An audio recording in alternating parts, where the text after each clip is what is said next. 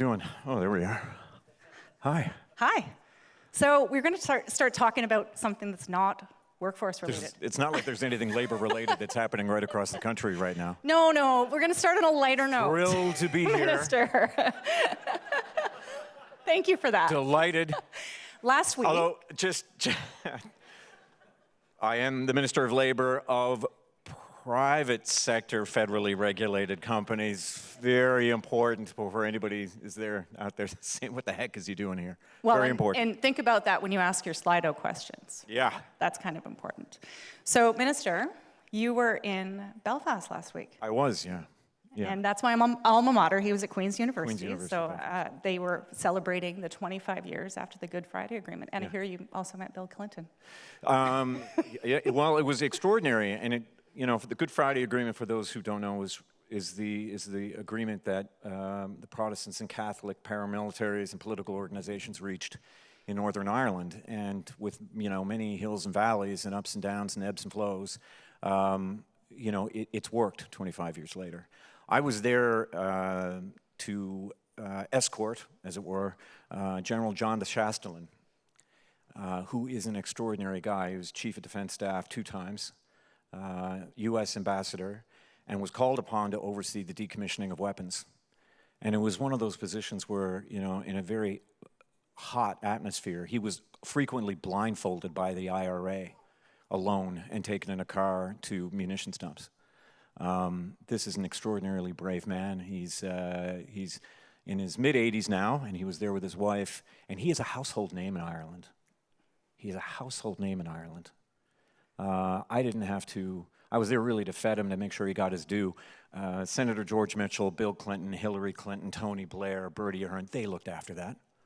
They made sure he got his due. It was extraordinary, if for no other reason that this is so important to both the UK and Ireland, and I think actually a lot that we can take from that as well. But it was so extraordinary that I got to share a table, a very small table at Hillsborough Castle, the big supper that we held, with Liz Truss and Theresa May at the same time. I can only Not telling you. imagine No. the conversation. Boris Johnson sitting behind me, Rishi Sunak at the next table. It was, you know, and then of course Bill and Hillary and Tony and Sheree and all the rest, but, and little old me. It was something, but you know, what do you take from it? And some of it I think is very germane to a lot of the topics that we're talking about here, what you've been talking about, the importance of hard work. I look at John de Chastelain, just hard plodding work, 12 years. Yeah. You know, Senator George Mitchell said that reaching the agreement, I mean, and it's an extraordinary thing that they reached that agreement, but he said now the hard work begins, and that was left to John de Chastelain. Yeah. And 12 years of resilience, of hard work, of character, of being the type of person that people would trust, and building and earning that trust. It was an honor to be with him. I was deeply moved by his character and his presence. I often said when I was there, he's the best of us. He is the best of Canada in that sense. I don't know of another country that maybe holds up humility and modesty as virtues in the same way that we do, but we do in this country, and they get us far. And he is a man of tremendous modesty, humility, and intelligence and resilience, and he's the best of us. And I think that relates really well to the topic today. But here you go. I do want to ask you a few questions about your current role, of course. You have a beautiful university. Queen's University of Belfast is a gorgeous university. It's a lovely, lovely place. You've held a number of roles since you know, heading to the Hill in 2015. I tend to go where the challenges are. Well, yes, natural resources, Veterans Affairs, Indigenous Services. Indigenous Services. What I held the last time I was here. Yes. So I want to ask you, you know, how have those previous roles informed your current role? Because of course, you know, as it relates to equity, as it relates to the energy transition, I mean, I think you probably have gained a lot of insight that has led to where you are today in labor and this massive workforce change. Yeah, I grew up in Labrador, Goose Bay, Labrador. In fact, my best buddy from high school was up here on this stage, Clint Davis. Goose High, or the school that we went to, Goose High in Goose Bay, Labrador. Unfortunately, no longer there, or knocked down because of the asbestos. Anyway, What can I say? I'm a child of the 80s. But when I got up there, when I moved there, when my family moved there, and I was about 14 years old, the first people we met were First Nations, the Innu of Labrador. I'd never met First Nations people before. Growing up in St. John's, I always joke our idea of diversity was Protestants. A serious matter, as I just mentioned with the Good Friday Agreement, but Dad, the next week drove me to their community of Sheshachit, 40 minutes away from Goose Bay. And it changed my life, because to see how people live in an Indigenous community at that age in the early 80s and in a non-Indigenous community, that's what I studied at St. FX University in my undergraduate. And my master's dissertation was on Indigenous involvement in natural resource development in Canada. Because it became pretty obvious that the way out of this was through economic development and autonomy, and First Nations, Métis, Inuit people, having autonomy, control over their lives, their futures, and natural resource development in this country. And I've had the good fortune of applying it in government and in the roles that I've held, certainly in natural resources and certainly in Indigenous services, been able to do some work on that. So that if you that's a priority.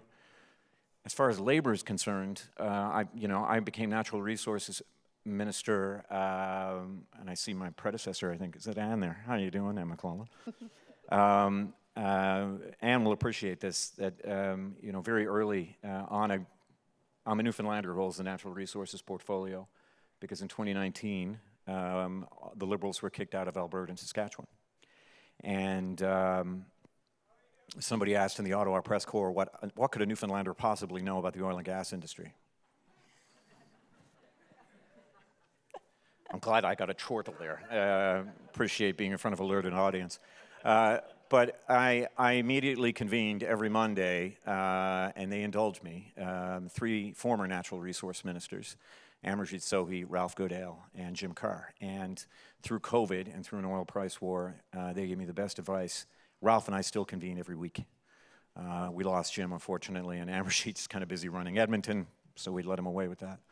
I still talk to Ralph every week. But the other great advice that I got, and that's when the Prime Minister told me that I talked my way into a job, was I consistently got very, very creative and good advice from unions, particularly as we went through 2 crises in the energy sector in this country, COVID and an oil price war evoked by Saudi Arabia and Russia.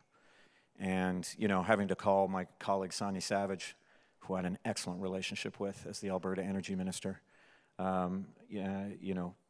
by the way, it's really important to know that despite the polarity of this debate in this country politically, there are many of us who continue to do the work.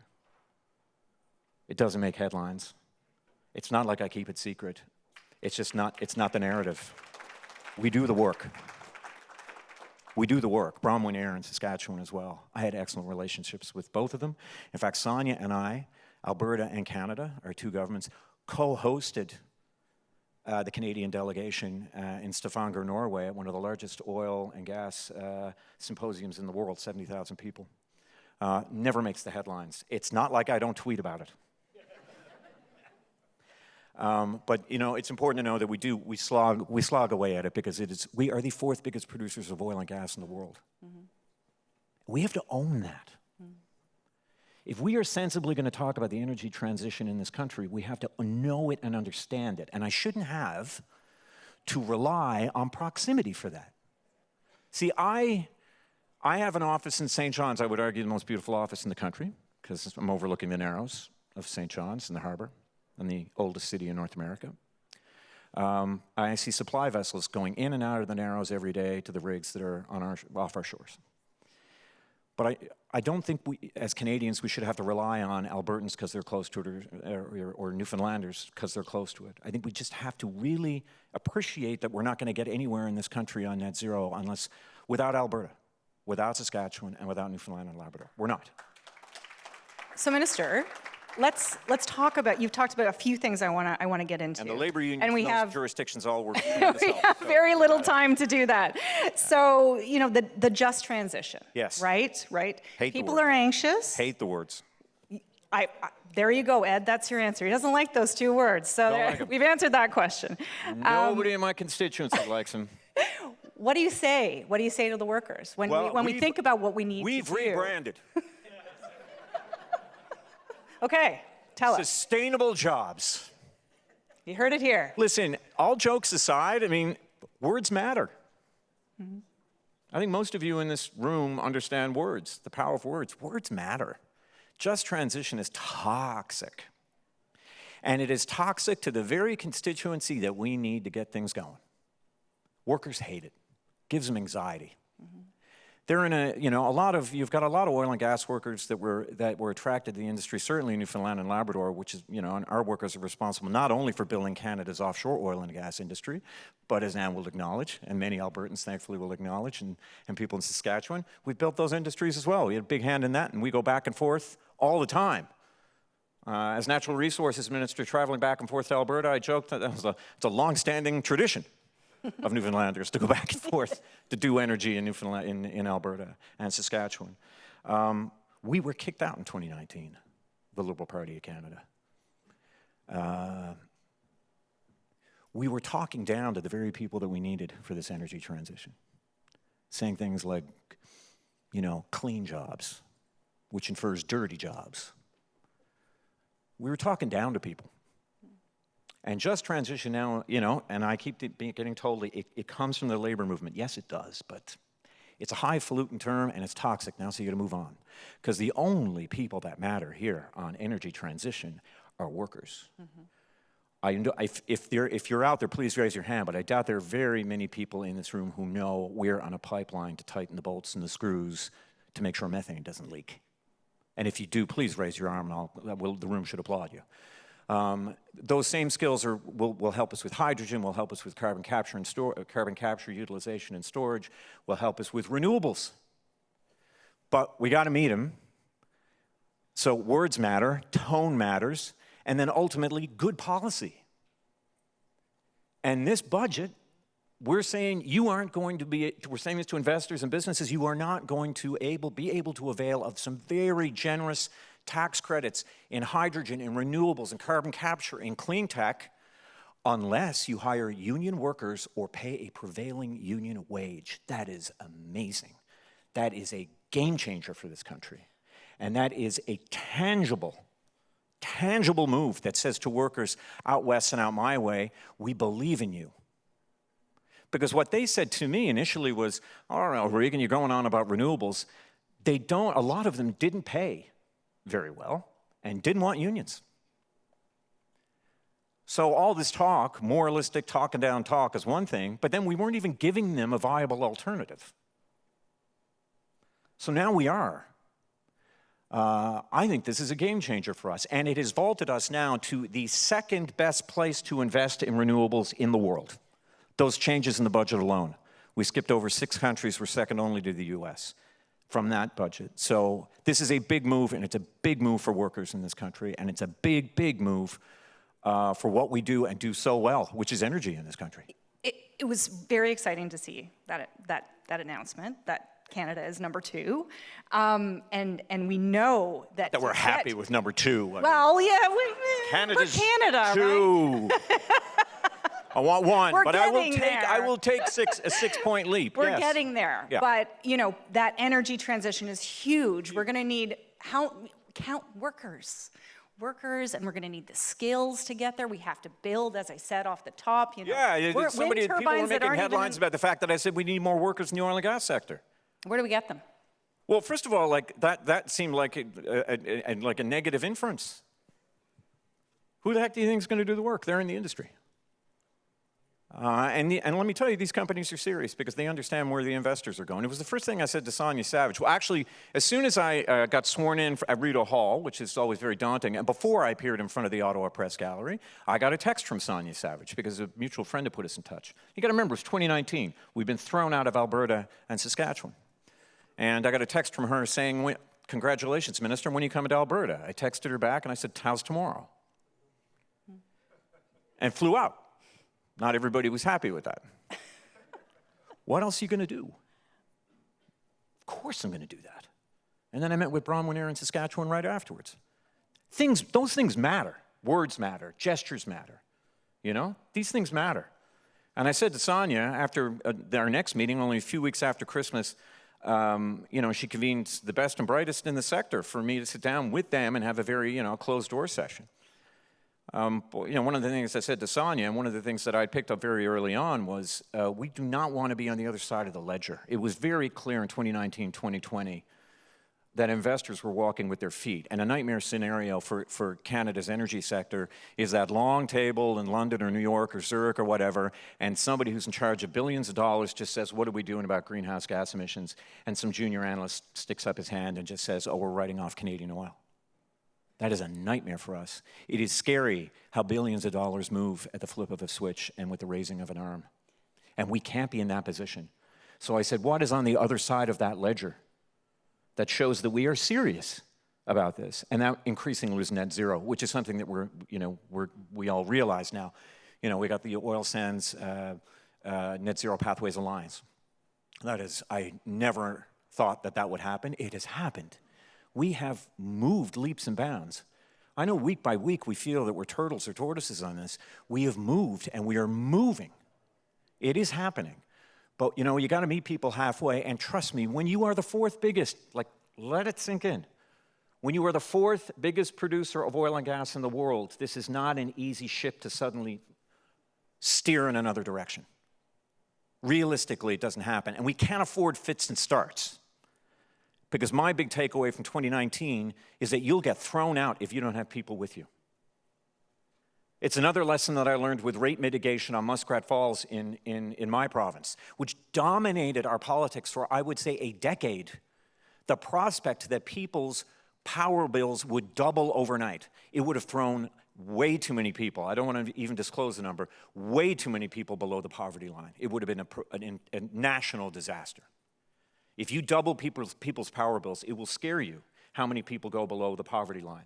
So the lesson learned from that, you can't do it on the backs of ratepayers either. You can't do it on the backs of ratepayers either. And then we've got another lesson. So you've got lowering emissions, keeping workers on side, not doing it on the back of ratepayers, and now we have the added challenge on top of this of a war in Europe and how that has changed energy markets and changed how we view energy security and our energy security. So this combined, this is our national mission. Because let me tell you, when I would attend, Jim and Amarjeet and Ralph all, when I got the natural resources portfolio, told me, you know, you travel even more than foreign affairs. Like you travel all over the world touting our energy to the world. You're all over the place. I told my husband, you're never going to see me. He was thrilled. He's hoping that then I'd make 2 million Aeroplan points because then he gets a lead for life. He was thrilled with this prospect. And like everybody, I did it all from the kitchen and my office in slippers. Sexy, wonderful conferences in Santiago and Abu Dhabi and Vienna by Zoom. Not bitter. Every time I see Wilkinson in Japan, I'm like, there you go.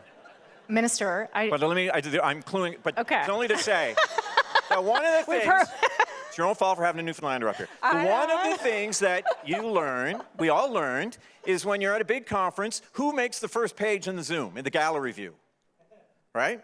International Energy Agency, G20, all of it, I always made the first screen. Not because it's me in my kitchen, but because I'm Canada. The world is watching us.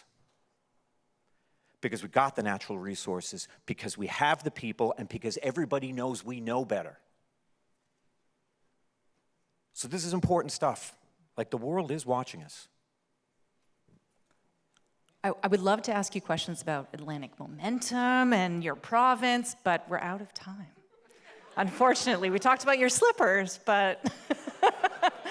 So thank you. Thank you for being here. I feel like we were just getting started. I know. These are fast sessions. What did we tell you? Yeah. Anyway, we've got ahead, but and we didn't get any questions, so you're safe. You're safe. Thank you very much, Minister. Thank you all. Appreciate it. Thank